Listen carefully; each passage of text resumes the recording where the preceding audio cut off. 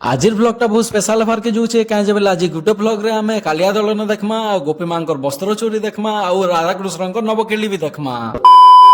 आज आम चिपिलमा धनु जात्रा रहुचे 5 नंबर दिन आ आजिर काना काना प्रोग्राम रखाइছে जे तुमे निजे एका सुनी पकाओ।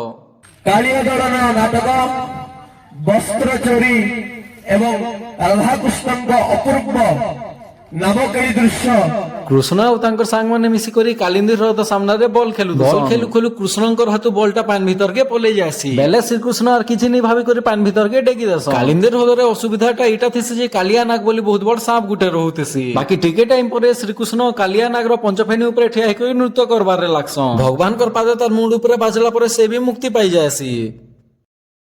गुटे थर काना हेसी गोपी माने उलग्न हे करी जमुना नदी रे गाधुतसन बेले कृष्ण और तांकर सांग माने ई सबु जहा भी होचे ठीक नि हेबार बोली समांकु शिक्षा देबार लागि वस्त्र चोरी रो प्लानिंग करसन।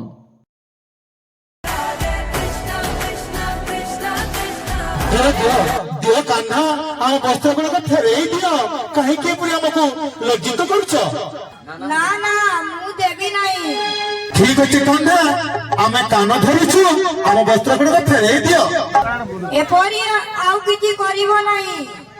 अरे सुदामा तुम ना कहि देछ ए गोपी मान के वस्त्र देई दियो। जदि वीडियोटा आउ डिटेल्स दरकार बेले मते कमेंट करी करी कहबो आ लाइक शेयर कमेंट कर देबो आ फॉलो भी कर देबो। एबे चलो देखमा श्री कृष्ण और राधा को नवकेली दृश्य।